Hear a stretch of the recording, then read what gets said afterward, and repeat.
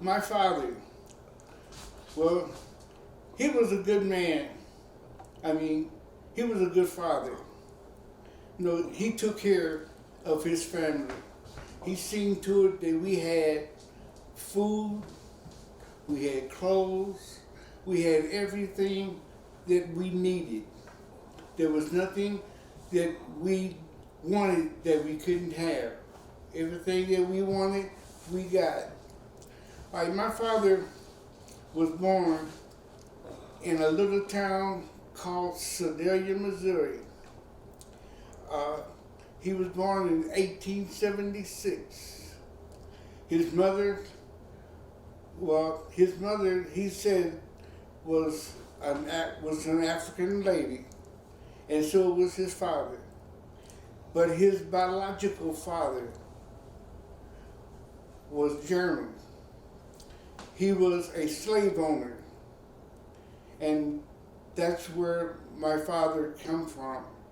His mama was a slave. His biological father was a German, but he had but his mother had a black man. All right. When he was seven years old, well, yeah, when they freed the slaves, well, Sedalia, Missouri was the last place that freed the slaves. And so, like when they freed the slaves back there in those days, well, they also freed the Indians. Well, at the time, they also, like I said, they freed the Indians. Well, when they did, all of the Indians, they were come from different tribes. And when they left, they all went different directions. My father, by him being the color he was, they let him out, and he got on a train as a hobo. And when he got on the train, he didn't know where the train was going, but he knew that he had to get away from there. So a wagon train came through Sedalia with a bunch of blacks, nothing but black folks, and he aborted that wagon train, and he got off the wagon train. When he got off the wagon train, he was in Kansas City, and that's where he started his new life. Like when he lived with the Indians, they taught him how to read, how to write, and mainly they taught him math. He learned a lot about math. When he got to Kansas City, his first job that he got, he was what they call an iceman. He drove an ice wagon that was pulled by horses, because at that time they didn't have automobiles. They were still on horseback. He cut ice off of the Missouri River, and this ice is what was used to go into people's ice boxes, and in places like that where they keep stuff cold. He had that job until the summer came by. When summertime came, he lost that job, and he got a job as a police officer. And after he got the job, well, they gave him a gun, and he didn't like guns, so he wouldn't take the gun. So they took him and put him in a police garage where they had Model T Ford, all kind of cars back in those days. And so one day, while he was there, there was an old Model T Ford that had been sitting in the corner for years. So he took it upon himself to take that car and turn it into a still. And that's when he started making whiskey inside of the police garage. Like there was two black detectives. I used to have pictures of them. Well, my daughter, not my daughter, but my sister, she used to have pictures of these two police officers. And at the time, they remind me of these two cops called, if y'all can remember, a cartoon called Mutt and Jeff. Well, they remind me of Mutt and Jeff. Well, they, when they told the police, the chief of police, about him making whiskey in the police garage. So he went out to find out what these two policemen was talking about. And he found out that my father was making whiskey inside the police garage. So he took a taste of the whiskey. When he tasted the whiskey, he left and he got in touch with Al Capone.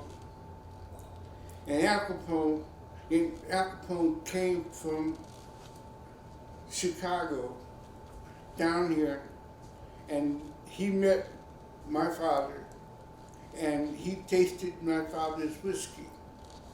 All right, back in those days, you was allowed to make you could make all the wine that you wanted to, but when it came to the whiskey, you was only allowed to make 60 gallons of whiskey.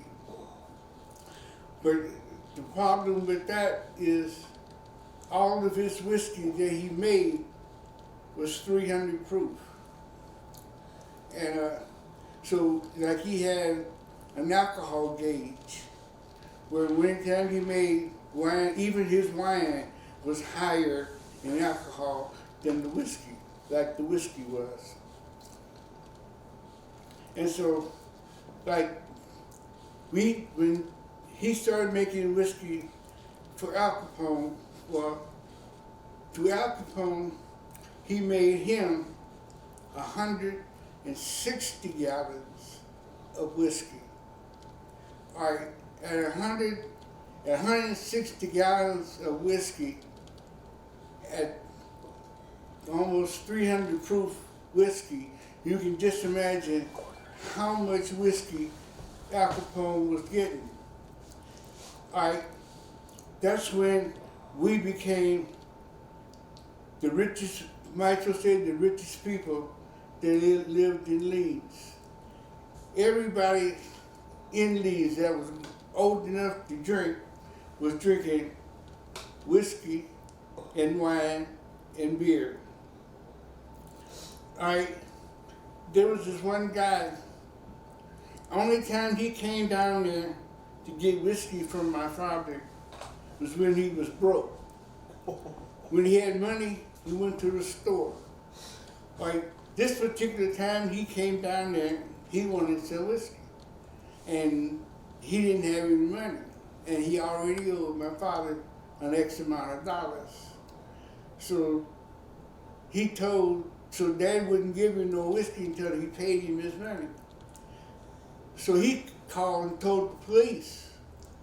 So the police came out and they tore up his, now, when he went downstairs, they didn't even go in the house because he had about, 40 or 50 gallons of whiskey in the house.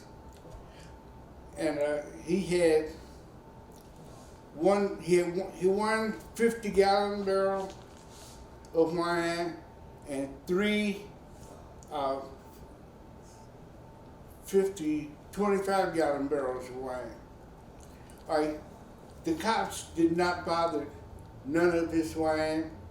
They didn't search his house. So he kept all of the stuff. But what they did, they took an axe and they cut up my father's steel. So they took him to jail, and the judge that he had was Judge Leonard Hughes.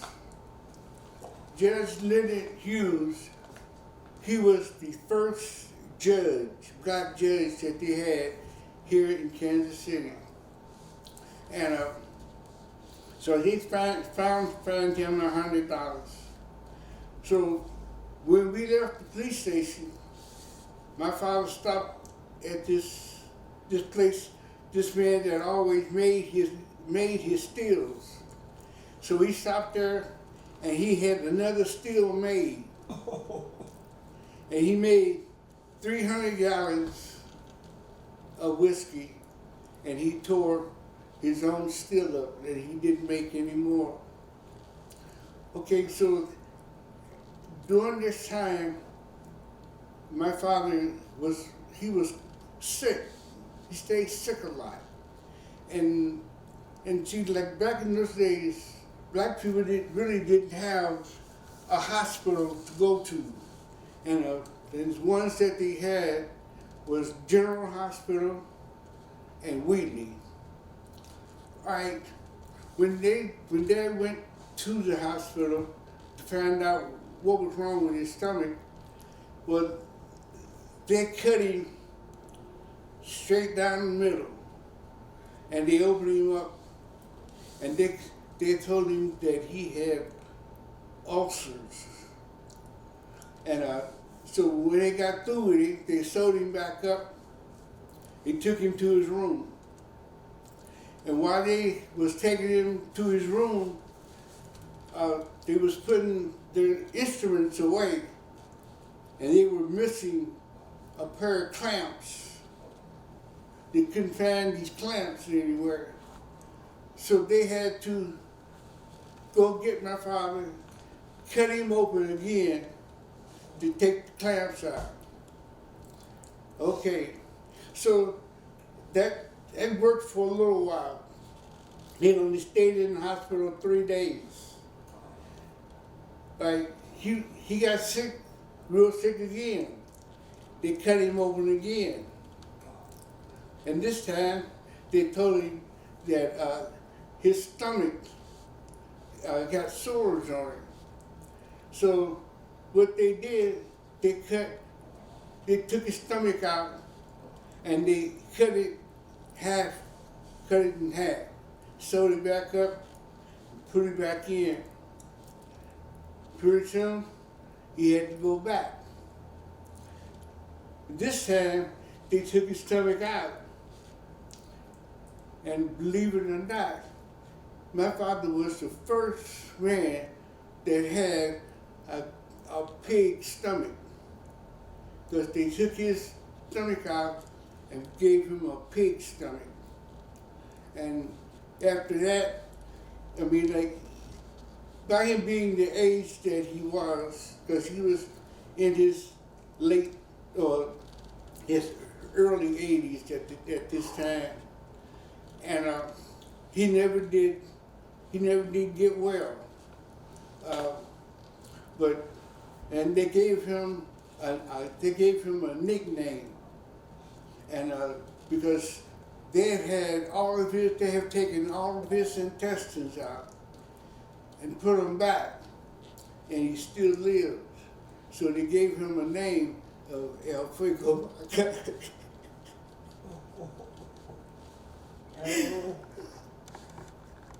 You told me that story. This program is brought to you by Clarence